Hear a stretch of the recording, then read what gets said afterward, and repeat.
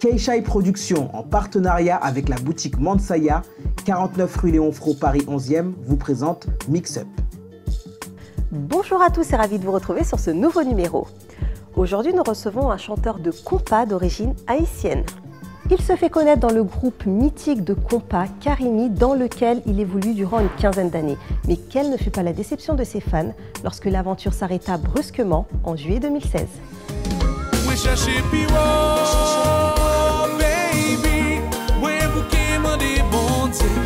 Est-ce que c'est nous toi compliqué?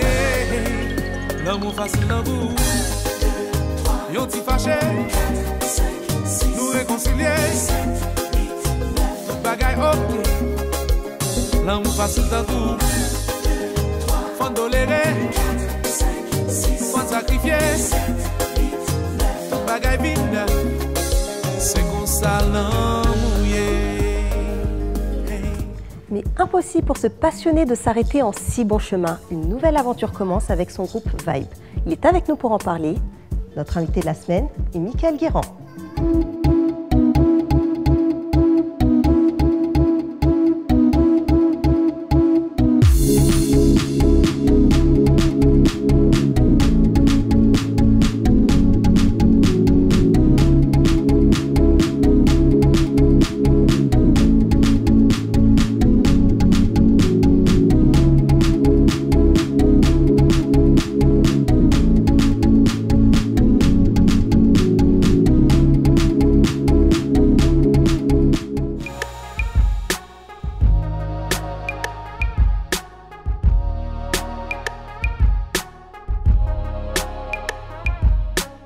Bonjour Michael. Bonjour. Merci d'être avec nous aujourd'hui. Plaisir.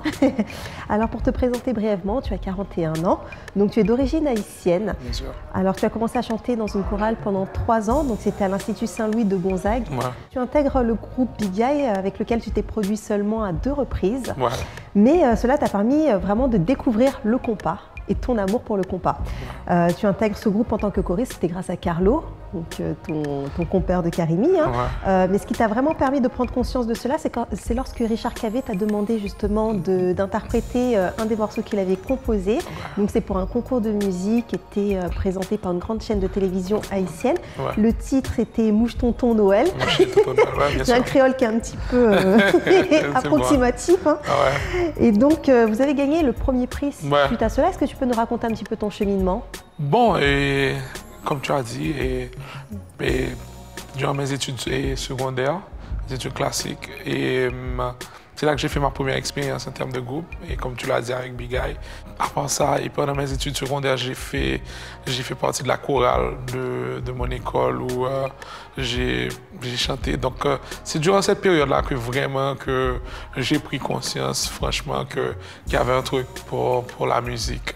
Donc là, avec Cadence, et qui a duré pratiquement 2 à 3 ans. Ensuite, je suis parti pour les États-Unis pour poursuivre mes études universitaires.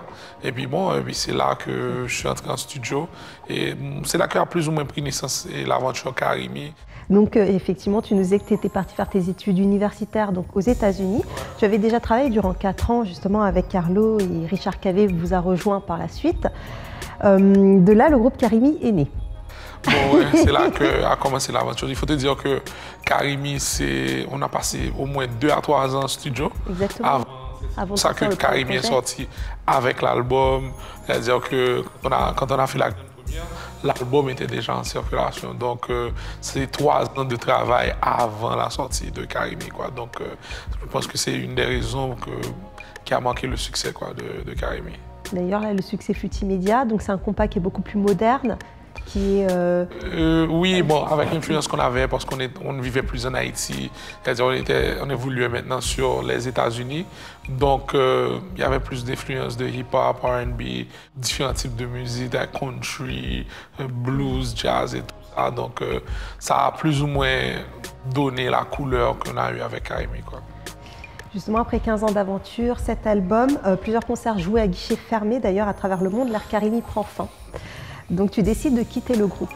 Quelles ont été tes motivations? Bon, et il faut te dire que je fais de la musique depuis longtemps. Bon, il faut dire 15 ans de Karimi et avant ça. Donc, j'étais un petit peu brûlé, j'avais besoin d'un retrait. Et quand tu t'investis à fond comme ça, et c'est un petit peu difficile d'avoir une cassure. Je pense que les gars n'ont pas pris ça et très positivement. Et on a essayé une première fois, j'avais pris un break. Il y avait tellement de stress par rapport aux prestations qui devaient se faire. Tu vois, on s'est parlé, j'ai essayé de revenir, mais là, j'étais brûlé, j'avais besoin de retrait. Donc, c'est plus ou moins personnel pour se ressourcer, rebalancer et tout ça. Donc, là, je peux dire franchement qu'on a mal géré ça. Parce qu'on aurait pu mettre le projet sur glace, tu vois, et puis bon, essayer d'autres trucs. Mais là, ça s'est fini un petit peu. Bon, c'est bien malheureux, mais quand même, aujourd'hui, je pense que Karimi, c'est un chapitre qui est fermé. Tu vois, donc tous les musiciens, c'est-à-dire tous les membres fondateurs de Karimi, c'est-à-dire qu'on continue leur carrière, et moi personnellement aujourd'hui. Et je suis en train de préparer mon nouveau projet. C'est-à-dire que l'album, bien sûr, parce que le groupe présente déjà des prestations, mais là, on prépare l'album pour le premier album de Vibe. Vibe, oui, exactement. D'ailleurs, tu n'es remonté sur scène qu'en avril 2017. Donc, c'était lors de la Nuit du Compas à Bercy. C'était en compagnie de Tabou Combo. Alors, est-ce que ça t'a permis de regagner confiance en toi? Parce qu'il y a eu quand même un petit laps de temps où tu n'étais pas remonté sur scène. Ouais, c'était un petit peu... Ouais, c'est compliqué de choisir une salle comme Bercy, oui, avec tant de personnes, avec un groupe où je chante des morceaux. Je ne suis pas habitué de chanter pour la première fois et avoir la réception du public comme ça. Franchement, c'était un moment phénoménal pour moi et pour ma carrière. Et ouais, comme tu dis, ça m'a ressourcé, m'a redonné une force pour me réinvestir à fond. Parce que là, jusqu'à présent, j'étais toujours, c'est-à-dire entre indécis par rapport à ce que je devais faire. Donc là, ça m'a remis franchement les points sur les i. Et je me suis dit, tu sais, c'est ce que tu aimes. Et les gens, ils adorent ce que je fais. Donc, ouais. Et puis, donc, c'est là que j'ai pris la décision, franchement, de me réinvestir et de créer le groupe Vibe, quoi. Est-ce que tu as pensé à un moment donné, justement, à arrêter la musique définitivement? Et oui, c'est-à-dire que quand j'ai pris le retrait, et je ne vais pas mentir, c'était une possibilité. Mais quand tu as fait ça et toute ta vie et que ça a une telle importance, et dans ta vie, c'est difficile de décider à juste ne plus faire ça. Donc, j'ai pris un retrait, c'est-à-dire que j'ai rebalancé le tout, c'est-à-dire au niveau personnel, au niveau de la famille, j'ai tout rebalancé. Et maintenant, là, tout est OK. Et puis, bon, bref, on va voir. Donc, l'aventure reprend. Donc, tu décides de te lancer dans une toute nouvelle aventure. Donc, tu crées un groupe Vibe. Le nom a été donné par ton cousin, d'ailleurs. Vibe, c'est pour toi, justement, une nouvelle énergie. Donc, c'est un nouveau souffle. C'est un nouvel état d'esprit qui est très positif. Est-ce que tu peux nous parler un petit peu de tout ça? Bon, et il faut te dire que quand tu fais une expérience comme Karimi, où tu as connu tous les succès, oui, tu as tout fait, j'ai foulé tellement de podiums, des salles mythiques, des salles qui vont jusqu'à 30 000, 40 000 personnes. C'est-à-dire que des manifestations du public, c'est-à-dire qui sont franchement émus, éblouis par les prestations. Donc, il n'y a plus de stress pour moi. C'est-à-dire que là, qu'on a vécu ça. Là, maintenant, je suis en train de savourer et tout ce qui se passe maintenant. C'est-à-dire que, ouais, tu as tout fait déjà, tu étais brûlé, mais maintenant, on ralentit, on prend son temps. On essaie de vivre tous les petits moments, les petits détails, tout ce qui n'était plus important parce que tu le faisais tellement. Là, maintenant, on prend son temps et puis on essaie de vivre ça. D'ailleurs, tu as pas mal d'expérience. Quelles sont les erreurs que tu ne recommettrais plus? De me laisser aller jusqu'à un point de ne plus vouloir faire. Parce que là, c'était tellement intense. Et quand ça a débalancé pour moi, c'est-à-dire que mes priorités, et là, maintenant, je ne vais plus laisser ça arriver à ce point-là. Parce que je pense que c'est important, mais il y a aussi d'autres choses qui sont importantes dans la vie. Comme quoi? Comme la famille et... Tu penses avoir délaissé justement ta famille à une période? C'est-à-dire que, regarde, on est en tournée 24 sur 24, tous les week-ends, on est dans des avions, hôtels, toujours en déplacement. Dès qu'il y a des célébrations familiales, dès qu'il y a des dates comme la Noël, le Nouvel An et tout ça, on n'est jamais là. Donc, je pense que... Donc on passe à côté de pas mal de choses. Oui, mais quand tu te réveilles, puis bon, moi j'ai un petit garçon de 14 ans, oui. Et puis tu te réalises, après, mais il va graduer dans 3 ou 4 ans, il ne sera plus à la maison. Tu vois, donc, oh, il sera peut-être toujours, hein, qui sait. Bon, pas selon lui. Tu vois, donc... c'est ce qu'ils disent quand ils sont jeunes. Tu vois, donc à là... 18 ans, ils sont encore chez papa-maman. Exactement. Donc, mais quand tu vois que la vie est en train de te passer comme ça, donc il faut ralentir. D'ailleurs, Vibe est basé à New York. Ouais. Vibe, c'est 9 musiciens. C'est aussi une histoire de famille. Tu as ton neveu. Ouais, j'ai le fils de mon grand frère qui fait partie du groupe. Qui fait partie du groupe, oui. Ouais, bon, c'est-à-dire qu'on essaie de faire les trucs différemment, on essaie de s'encadrer avec des éléments qui sont positifs, des personnes qui ont une vision positive, et puis on essaie de changer les lacunes qu'il y avait probablement dans le passé pour essayer de créer un autre vibe, quoi. Une nouvelle vibe, une bonne vibe d'ailleurs.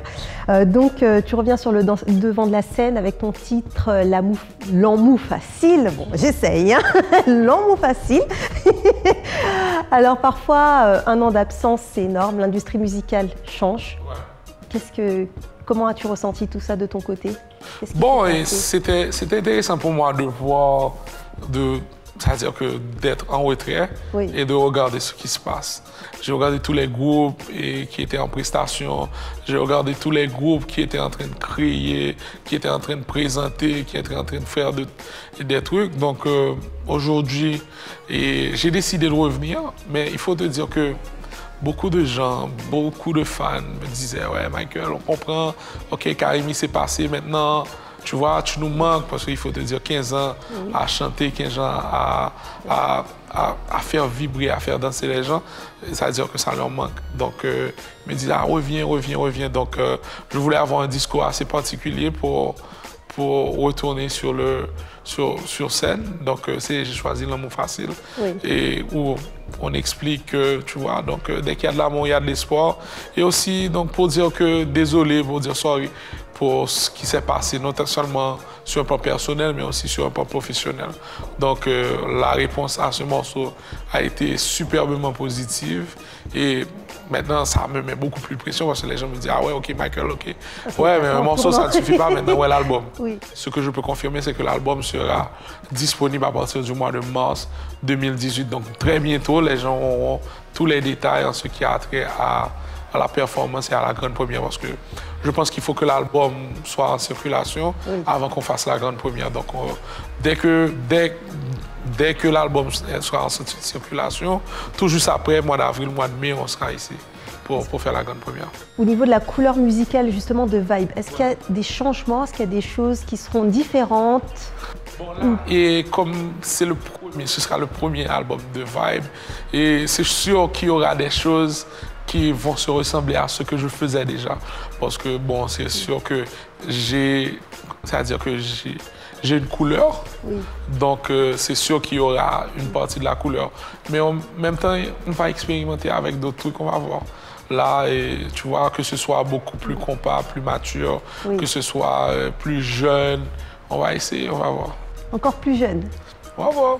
Bon, bah, tu réserves pas mal de surprises d'ailleurs à ton public et à tes fans. Le mot de la fin? Bon, et merci à tous mes fans pour l'amour, pour le support et pour l'attente aussi parce que franchement j'aurais dû... Tu nous as fait patienter quand même. J'aurais pu laisser et revenir et puis il m'aurait dit ah non, on ne veut plus de toi. Tu vois, donc aujourd'hui... Il t'accueille à bras ouverts. Exactement, donc là, et franchement, je dis patience. Et l'album sera pour le mois de mars 2018. Et puis bon, et on attend impatiemment... On a hâte d'écouter. Ouais, on attend impatiemment de partager l'album avec tout le monde. Encore merci. Mille merci, franchement. Alors, Michael, un petit rituel s'impose en seconde partie d'émission. Tu seras face au miroir et donc face à toi-même. Ton alter ego est celui qui te connaît le mieux le plus? On va chercher de te poser quelques questions. Tu as face à toi Paul Mathurin. Ma mère. Ta mère. Elle a des questions à te poser. Ah bon? Ou alors des comptes à régler. On y va. Alors, Paul-Michael Guirand, peux-tu nous parler de ton enfance? Bon, de ce que je me souviens, j'ai une très belle enfance. C'est-à-dire que des souvenirs des fêtes, moments passés avec la famille, cousins, cousines, sessions de ping-pong, tennis de table, tous les samedis chez mon cousin. Et football tous les samedis matins. Et je n'ai que de bons souvenirs, hein, avec des parents qui ne rigolaient pas. Quand tu faisais un truc qui n'était pas bien, tu recevais des claques. Et j'en ai reçu. Mais enfance, positif. Comment ta maman Paul a-t-elle réagi lorsque tu as décidé de te lancer dans la musique? Bon, et ma maman a toujours supporté c'est-à-dire la musique. Je me rappelle avec mon premier groupe, Big Eye, quand je devais aller faire ma première performance, j'ai dû sortir de la maison sans que personne ne le sache. Et c'est elle qui a concocté le plan pour m'amener et revenir. Je me rappelle quand j'ai fait ma grande première avec mon groupe Cadence, mon père était là pour la première fois. Il a dit, ouais, c'est bien, un petit groupe que vous allez faire tous les dimanches, pas les dimanches, non, c'est-à-dire toutes les grandes périodes, c'est-à-dire que la Noël, les grandes vacances, mais il n'avait jamais pris ça vraiment au sérieux. Mais il faut dire que, au début, ma maman m'a aidé pour commencer. Mais avec le temps, ma mère et mon père, ils ont supporté. Surtout quand j'ai commencé avec Karimi, ils ont beaucoup supporté le mouvement. Et malgré que mon père voulait à tout prix que je finisse mes études universitaires, et que j'ai fait, parce que j'ai pris le diplôme, mais ils ont toujours supporté que j'ai pris la décision de faire de la musique, quoi. Alors, Michael, tu as été victime de dures rumeurs concernant ta vie personnelle, amoureuse, familiale. Comment l'as-tu vécu? Et qu'aimerais-tu dire aujourd'hui à ce propos? Bon, c'est-à-dire que dans la vie, il y a toujours des gens qui veulent opiner sur la vie personnelle et d'artistes. Et comme étant un artiste célèbre aujourd'hui, c'est-à-dire qu'on n'est pas abrité de ce genre de traitement. Je pense que c'est la réalité maintenant avec les réseaux sociaux. Les gens qui ont directement accès à des plateformes qui leur donnent contact direct avec les différents artistes. C'est à moi personnellement, sur un plan personnel, de me protéger des on-dire, si on peut dire, et pour garder cette sérénité. Ce qui est important, c'est la vérité, c'est ce que je vis de tous les jours, et c'est d'avoir les pieds sur terre de façon à ce que quand je suis sur un podium, de pouvoir donner le meilleur de moi-même et de toujours donner une énergie positive, quoi. Tu as vécu pas mal de péripéties, de crises familiales qui t'ont empêché à un moment donné d'être heureux. Aujourd'hui, tu te sens beaucoup mieux, mais qu'est-ce qui n'allait pas?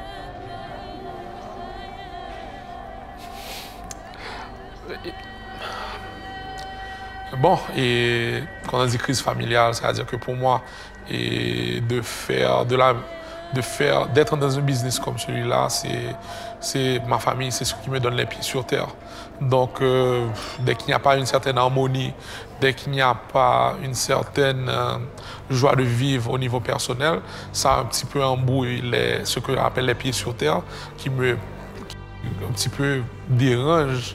C'est-à-dire que mon habilité à faire de la musique, parce que franchement, il faut qu'il y ait toujours une balance entre les deux. Donc déjà, être toujours en voyage, toujours en train c'est-à-dire dans les hôtels dans différents pays, ça a déjà créé beaucoup de problèmes sur le plan familial. Donc là, il faut que la balance soit respectée.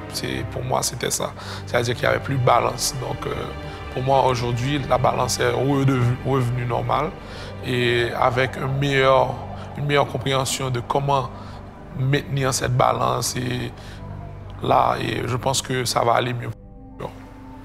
Alors, Michael, ton papa, Salien Guirand, comptait énormément pour toi, pour vous, pour ta sœur Béatrice. Et toi, ça a été très compliqué de pouvoir faire face à son décès. Comment l'avez-vous vécu et comment le vivez-vous encore aujourd'hui? Bon, c'est chargé. Bon, c'est-à-dire que le décès de mon père, ça s'est passé un jour où je devais monter un char. C'est-à-dire que, comme tout père, c'est-à-dire mon père comptait beaucoup pour moi, donc, et pour ma famille, et pour ma petite soeur. Donc, c'est pas un truc qu'on peut expliquer. La mort, c'est quelque chose que ça arrive, c'est un contrat qu'on a signé avec la vie. Donc, pour moi, ça n'a pas été différent. C'est un vide qui a été créé pour moi, donc, dans ma vie. Et de perdre quelqu'un qui était aussi influent et important dans ma vie. Et aujourd'hui, face à des décisions que j'ai à prendre, ça aurait été bien s'il était là toujours, tu vois, pour pouvoir discuter de tas de trucs, quoi. Et surtout, quand je connais un succès et comme ça, et avec la musique, tu vois, qu'il aurait pu être là pour vivre tous ces moments et que je suis en train de vivre avec la musique, quoi.